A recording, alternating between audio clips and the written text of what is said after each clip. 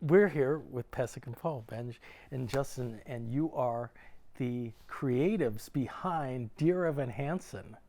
Let me take you back to the moment where this began. In case people don't know, you were at Michigan, and you were given the smallest role possible, man with camera, but man with camera really is an important role on stage. Well, isn't every role important on every stage? role is important. There's no small parts, only small actors. Isn't that the saying? Yeah, we went to school to study performance, and our sophomore year we were cast in 2 roles in City of Angels, the musical. We were really excited because we thought by sophomore year maybe we'll get some really meaty roles. We were not accomplished dancers. We were really only singer-actors, and this was a singer-actor-friendly show. In the ballet class. Worst Correct. in the ballet class. That's how we bonded initially in our freshman year. Good research. Yes. And the cast list is posted, and I am cast as man with camera, and Justin is cast as coroner. As a coroner. Yeah. I wheeled a body on stage, and I said, they were, died at 6 o'clock. I had like one line. Yeah. I don't know if you had a line. You did have a line. I had a line, but it was really cemented for me how small the role of man with camera was. On the first day of rehearsal, the director gathers everyone around, and he talks about the collective spirit of doing a play with your friends in a school environment. He says every role in City of Angels matters, even the man with camera. And that is the moment that you know that you do Actually, not you have probably a big don't role. matter. you might not matter. But that honestly is the beauty of these shows that happen in these academic environments where you're just. But you're great singers. You're judging actors. us through the lens of songwriters. Yes. Maybe that's why you think you so. lower expectations that much than if you can just phonate and you can hold any kind of pitch. People are like, oh my God, you can really sing. But if we told you that we were singers, you'd be like, you have a lot of work to do. But the point being, after this production of City of Angels, we didn't have to go to rehearsal a lot because we were only in the show for like this much of the time. Yeah. So we had time outside of rehearsal to start collaborating as songwriters. And we sort of thought, okay, we're not in this show a lot, maybe we'll write our own show. And that's what we did. So we wrote our very first sort of review, a collection of songs about, life as a 19-year-old and how very hard that was. This is hard on your sleeve. Exactly. The trials and tribulations of being a college sophomore. Yeah. And we wrote it with a bunch of friends of ours cast as the actors in it, and we put it up at our school, and thus began our sort of career as writers. This is kind of back at the time when YouTube and even Vine was kind of popping at that time. Yeah. And so you thought that if we put this out on social media, we'll be the first to ever do this. I don't think we even had that intention, but it just aligned in the right moment. The year that we wrote our first show, when we were cast in these small roles, was 2005, and so YouTube was just created a year earlier. Facebook was only something within college, college. You had to have a You had to have a .edu address, and so it was all new, and so we wanted our work to be seen by our friends, and so we put it on social media, and it was just the right place at the right time. That this very first show that we did ended up being seen by more other young people. Yeah. And so they decided, we're people from other universities and colleges. They contacted us and said, hey, we saw the video of the show on YouTube.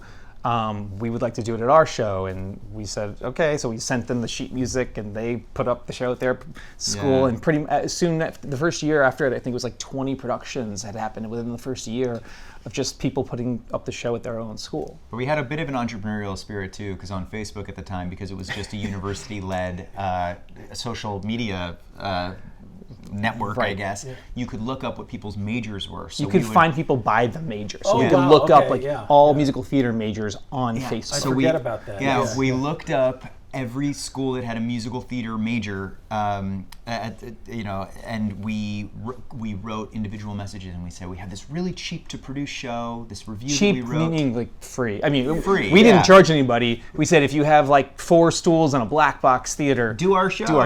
And so a bunch of folks ended up saying, we want to do this show. It's called Edges. And within that first year, I think, like you said, 20 productions, and then more and more happened of young people doing this show that was about being young and about being someone who's trying to figure out their lives as a young person in the world.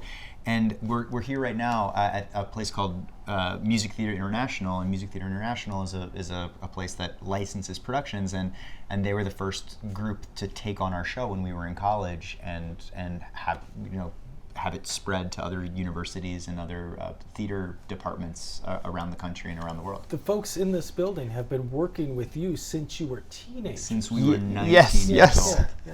Yeah, so it's pretty wild. But let's take you to the moment where Dear Evan Hansen began, because I would think that a big Broadway producer would see what is popping with you guys and say, hey, we want you to do this musical because we see your kind of movement online and we'd like to plug you into that. But that's not what happened.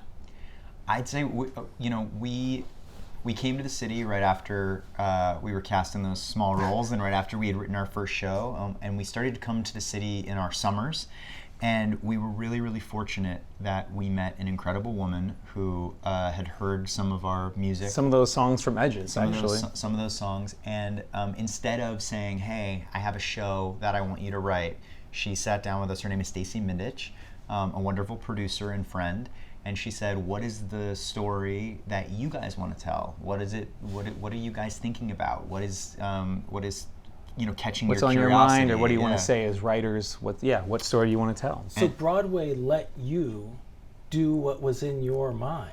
Well, I'll say it one particular person. One very special particular person who I think really led with an artist-driven mentality of saying, hey, I'm not going to impose anything on you, but what's the story you want to tell?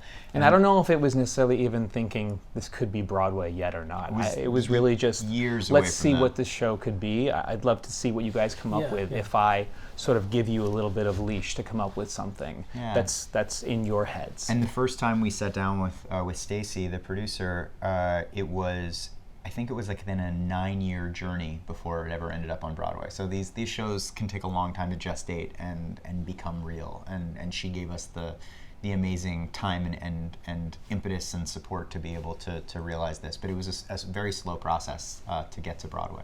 Tell me what that story was that you wanted to tell. We were in high school around the time when really interesting things were happening in the culture for us as young people. Columbine had just happened, 9/11 had just happened when we were in high school, and we were reflecting on those experiences, and social media was becoming a thing when we had just entered college. And we had these observations that when these national tragedies were occurring, so many folks felt a real desire and an impulse to want to be a part of these tragedies and talk about them and mourn them in public ways. And in my high school experience, there was a student who passed away who I wasn't particularly close with, and it was a pretty small school. And after his death, he had suddenly become everybody's best friend in the school community. And the same thing of these other things that were happening in the culture at large with 9/11, or people wanted to talk about and sort of enter into the narrative of these things that were sort of these larger we were noticing this things. need to sort of associate oneself with, whether it was a national grief or something more localized.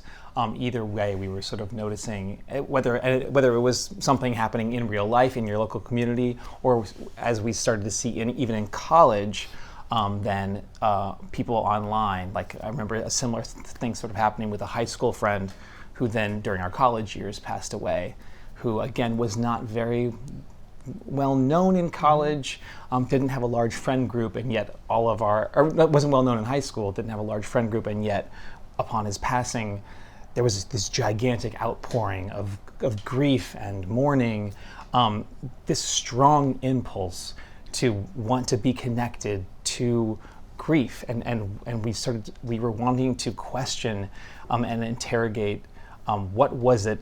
Was it something particular about our generation? Was it something that we were starting to feel disconnected?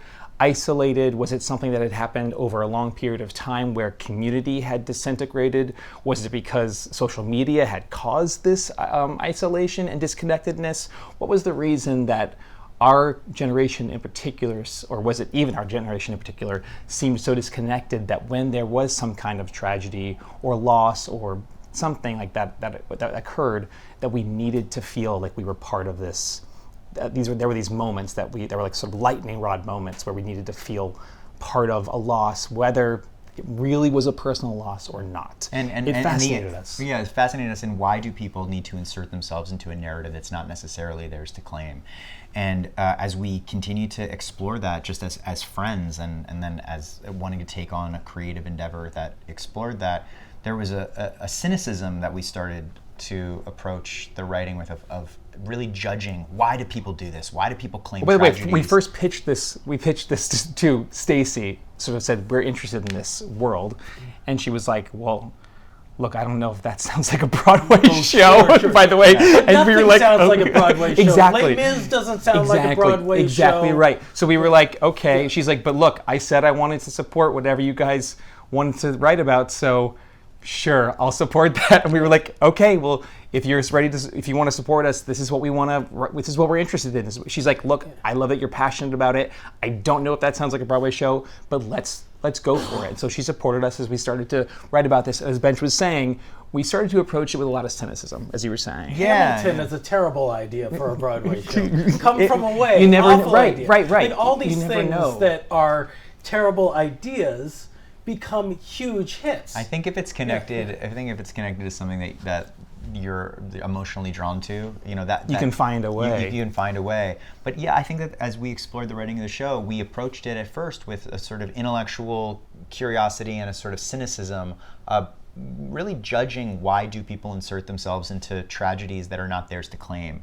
And in the more digging that we did, instead of approaching the characters and that idea with a cynicism, we really wanted to understand what about people in this era of humanity feels so isolated, alone, fractured, that when there is a moment to raise your hand and say, hey, do you see me? I see you. Can we connect over something? We'll grab at anything to say, hey, there's a community that could form here, even if it is over something that's not ours to claim. And we were really interested in that question, and interested in creating characters that felt so lonely that if there was the opportunity to claim a tragedy that didn't belong to them, they might just do so that they could find reasons to find community and to feel seen in the world. It's obviously a very flawed choice, but there's a lot of tension in that choice, and it felt like that would equal dramatic tension, and that would equal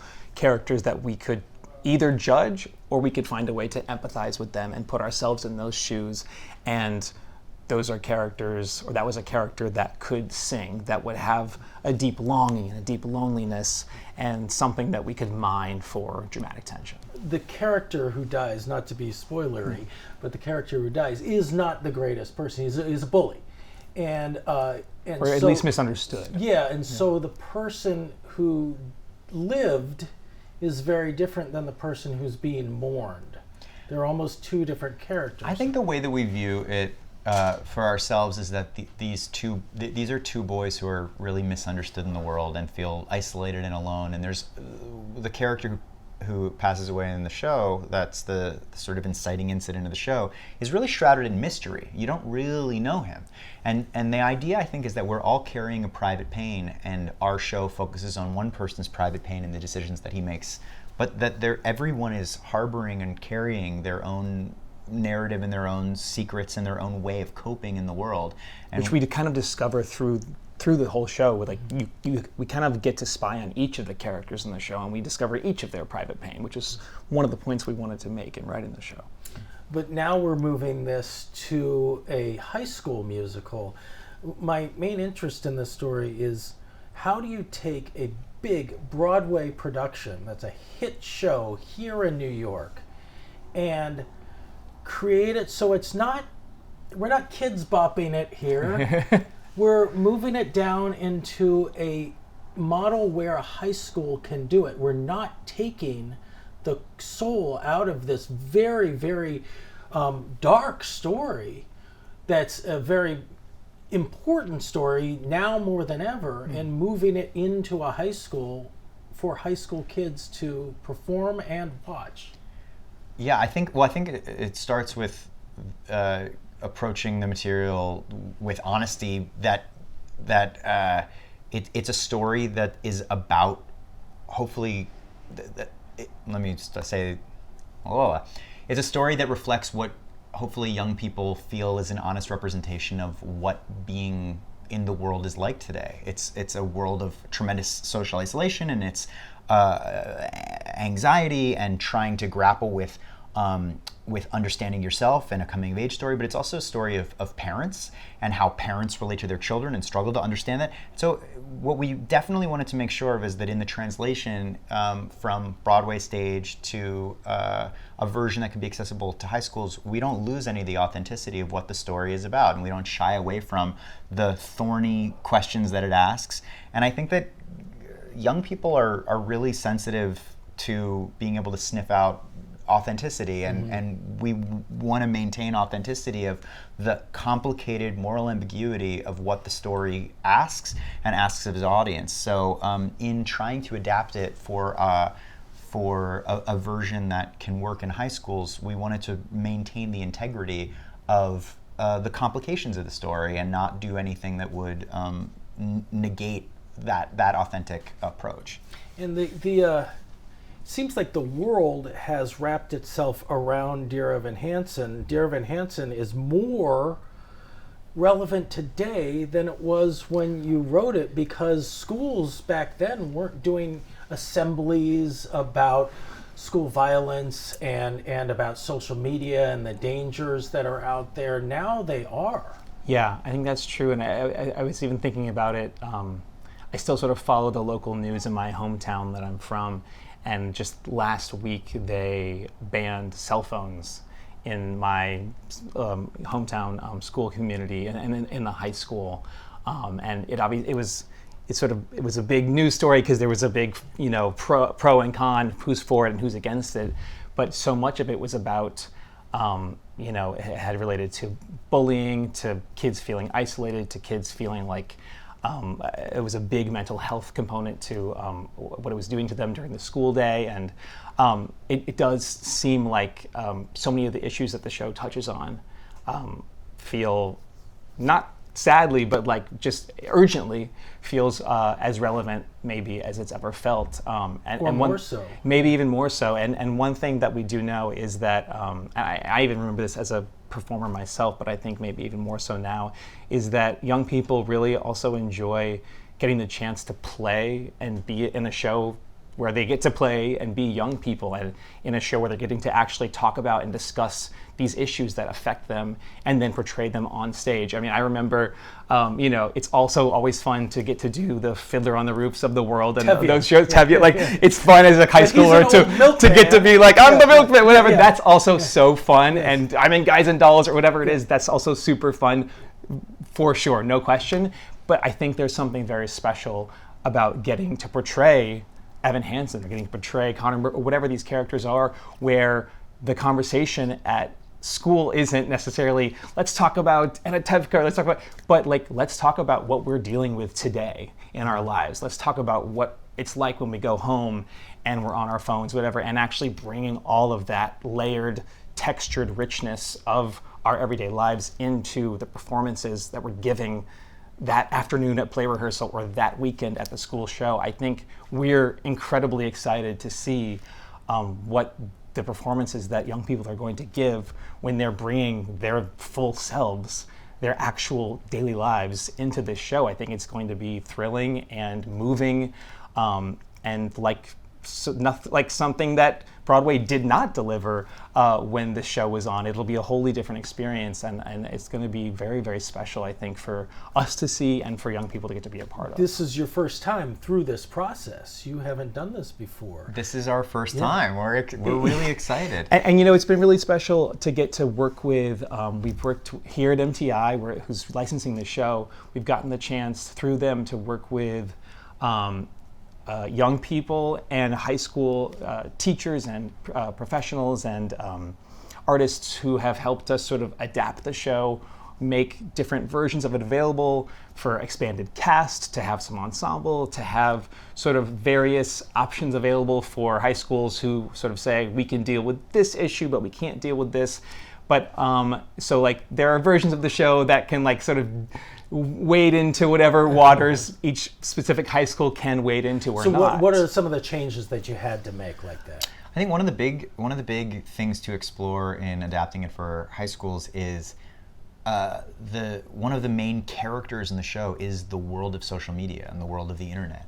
And so how do you portray that in a high school? On Broadway, we had pretty advanced and sophisticated technology. Yeah, digital projections, and sound effects. Exactly. Something that you'd need a whole control room to do. Totally. Yeah. And so what does it look like to use the students or use the actors in these high school versions of the show to actually portray the world of the internet, and getting to figure that out in concert with these pilot productions is really, really fascinating to figure out how we translate that. So that's been something. So what do we've they been do? They exploring. come out on stage and they start Yeah, some they're going to have talking about it, or ensembles out there sort of representing the internet, and some sort of we're making it an option for them to sort of, to a certain degree, an ensemble representing the thoughts in Evan's head and say certain parts of his lines with him.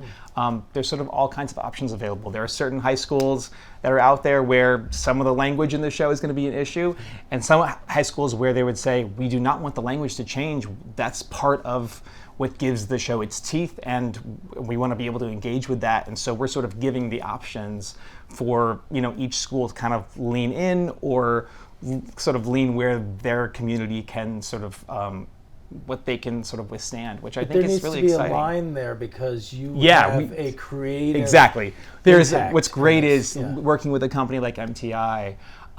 There's sort of an approved list, and it's been a process, but it's been a rewarding one where we, along with our co-writer Stephen Levinson, have gone through the show pretty exhaustively and made an approved list of changes where we sort of said, these we're okay with, but anything beyond this is sort of not approved. What are some of those things? Do you remember what some of those things were? Let me think. I mean, I I don't know. It's CBS Saturday morning. What can we talk about? There's a joke about doing meth and things you do for doing meth. Like some high schools don't want to talk about, sexual favors for meth, and so we do have an approved alternate lyric, for that. alternate lyric for that. I understand certain high schools don't want to sing about that. Yeah, sometimes it's language, sometimes it's about drug use, and I think drug use. Certain communities have a different response to how authentic that resonates for their experience as well. So we want to make it something that doesn't lose its teeth, but also is something that can be performed for these high schools. And we want to make it widely accessible without compromising the artistic vision of the show. Your artistic vision. Yes. Yeah. Yes. And you came from the world of doing high school musicals, and now you're back to this. Yeah. I know. And they say all of life is just being back in high school. So here we are. It's just navigating, which table at the cafeteria I'm sitting at. Oh my goodness. Feel like we're back Exactly. again. But yeah, I mean, companies like MTI have had such a huge influence in being sort of the gateway drug for so many people who do musicals, because we got to perform musicals in middle school and in high school, and that was the first introduction for so many people in your drama club or in your high school to get to do a show. And getting to have our show now be a production that can be performed for young people as their first production as a freshman in high school, it really reminds us of the shows that did that for us, that introduced us to this world and that made us want to become writers in the first place. How will you feel about it, seeing kids who are it's like this meta level on level on level, these kids who are in high school talking about kids who are in high school being kids who are in high school? We're really excited because I think there's a level of authenticity to young people sharing their own experience being that actual age. I think that it'll resonate in a really profound way. We're really excited for the opportunity for high schoolers to be performing a show that that initiates conversations between parents and kids.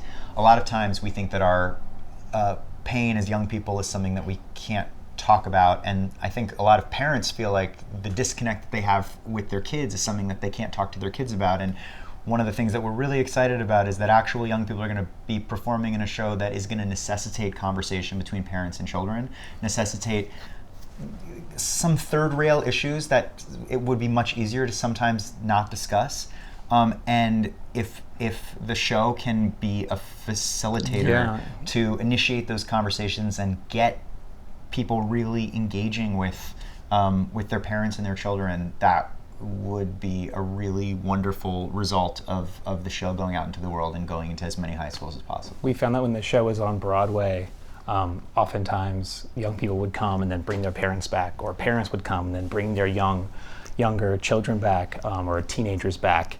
And if maybe they hadn't found the way to talk about some of these issues, but the kids would say, that character, that's me, that's how I feel. Or the parents would say, is that what you're experiencing? And that would start the dialogue. It would be the bridge to let them enter into a space where they could have a conversation about issues and questions and feelings that they had never been able to discuss before. Or the kid could see empathy for what their parents are going through, yes. struggling with what is it like to navigate being a parent in a precarious situation with a child. So watch a parent struggling and trying their best. It's like when you get to watch it from a third person sort of vantage point, you sort of see, oh, this parent is really trying their best, and now I understand what you're doing, how you're trying to champion for me, how you're doing the best you can. There's something about art that's mentally transformative that allows you to see something outside of your own ego. Yes. Yeah. Seeing yourself reflected in a character and then getting to share with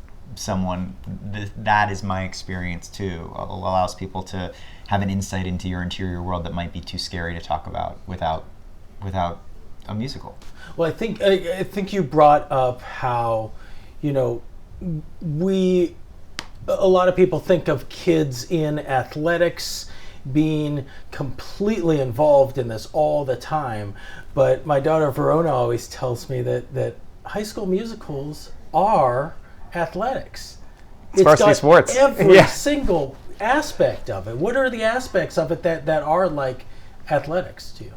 I mean, high school music, it requires incredible dedication. It requires community building. It requires athleticism. Training. Yeah. Working a team mindset, leadership. Yeah. And on top of that, it mandates empathy. And in this moment when we are really starved for being empathetic towards other people, I dare I say, like, being in a school musical is good for the soul, and competes with athletics to me in every measure, in making a complete human. And you're going out there for the big game, and you have to win. Come on now. Yeah.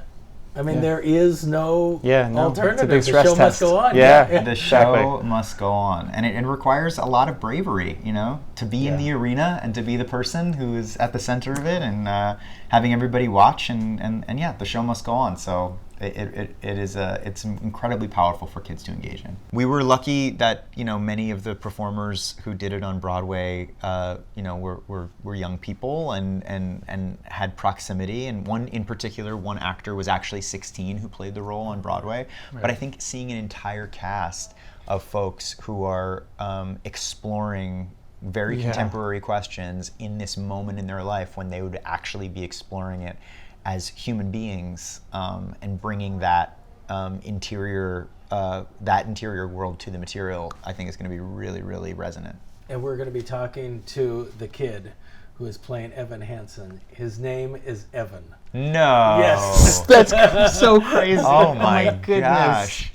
I don't know if that got him the role. It might have. Very authentic. Yes, very authentic. So he doesn't. So his classmates, if they slip up and call him by his real name, it's all right. It'll be perfect. Yeah. Wow. So, what do you think? I think when kids are doing school musicals and their parents are involved in driving them to and from the school musical, and the late nights of tech week and learning the lines and learning the songs and singing it all day in the house, this becomes a very central thing to an American family. Oh, yeah. Is the school musical, Yeah. and it is a big part of your life. It's not just one night on stage.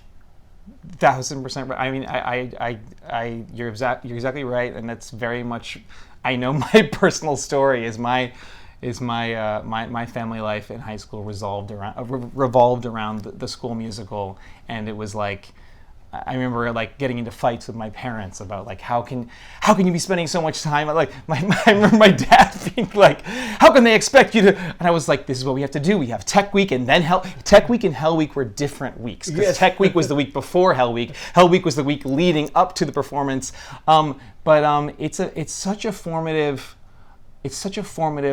part of your life as a high schooler, and I think it's just, I mean, we always talk about this a lot, us, but also with our colleagues and stuff, that it's, just like sports, it does so much for young people, not just if you're going to be an actor when you grow up, or as a professional, it does so much to bond people and to teach you to work in a group and to teach you to communicate and all those skills. But we're also, training up audiences and training up people to come to appreciate and love this art form which can speak to people, which can change hearts and minds, which can, I think, move the needle in a country that's maybe moving farther and farther apart. It's an art form that brings people together. So I think high school and in schools is where it really starts. So the high school musical and the school musical is very much more important than I think people would really think about. Yeah, and I think the idea of what theater can do, especially in a high school setting, it's mandated empathy. It requires you all sitting in a room with people that you may or may not know, going through an experience together, sharing a story, sitting next to potentially a stranger and laughing at the same time, or crying at the same time, or having a collective experience, and you are being forced to say, hey, I want to understand why the story is being told, and that is a very, very powerful thing to experience with a collective group of people. I also think in this era where we're on our cell phones more than ever, the amount of screen time, like my phone will tell me how many hours I've been on my phone. I can't even believe how much time I spend on my phone. To sit with other human beings in a live experience, having a reminder of our collective humanity, where we have emotional responses to a story being told, and we're sitting together in the dark, and we are one organism that is experiencing this together.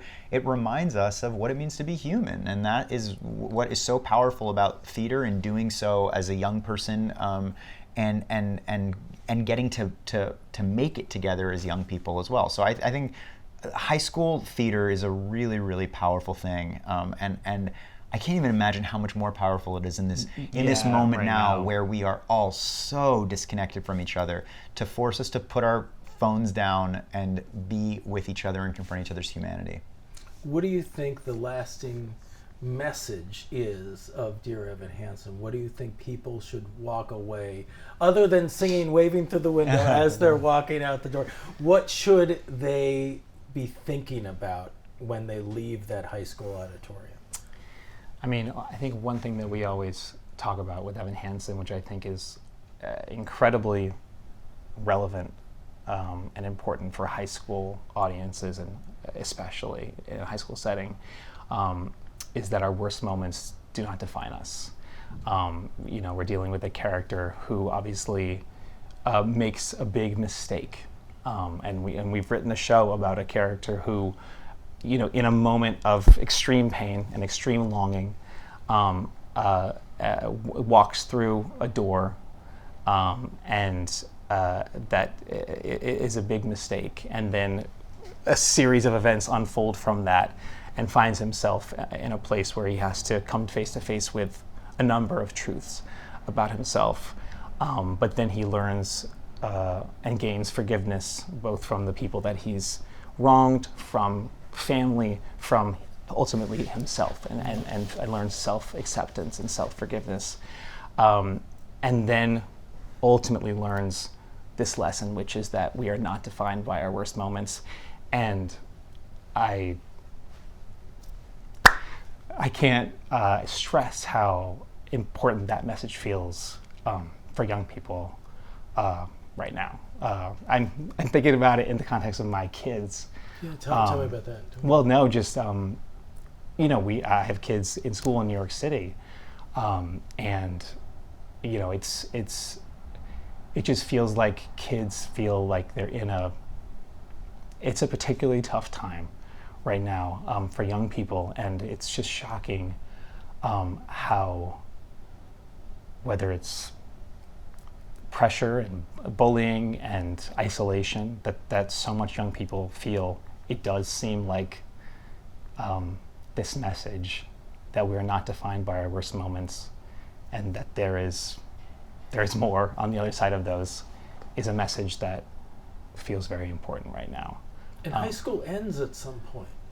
Yes. I think sometimes kids don't know that. Yeah. Like they think that this is life defining. Yeah. Yes. It's not always. But it's not even just high school. I think it's a message that hopefully the parents can relate to too. I think we're in a moment in our culture that is a really unforgiving one. Yes. And I think we need to approach each other with humanity and realize that being human is being fallible, and that we all should champion the possibility of redemption. Yes. I think that really matters to us. Often, we've written a really flawed character on purpose. We wrote a flawed character who does things that are sometimes unsavory, and the reason for doing so is because we believe that stories should be parables to learn how to be better human beings. And so if this story can, one, serve as a guide for people to think about how they want to exist in the world and how they want to show up as a human being and do it better every day, that's one thing. And then, as Justin said, like the worst moments in our lives should not be the things that we let define us. So how do we begin to forgive each other and forgive ourselves and become better human beings, better friends, better partners, better parents, and that feels like a really good goal. So hopefully the show can have people think about that and struggle with that and debate it and argue with each other, But engage in it. and Engage in in the it. conversation. Yeah. Well, thanks for enging in this conversation. Thank you very Justin much. and Benj. I am off to go to Wauwatosa High School Amazing. now. Amazing. And we will see the real Evan playing your Evan on stage. Wonderful. Can't wait. Please send him our very best. Yes. Well, you can tell him right now if you want.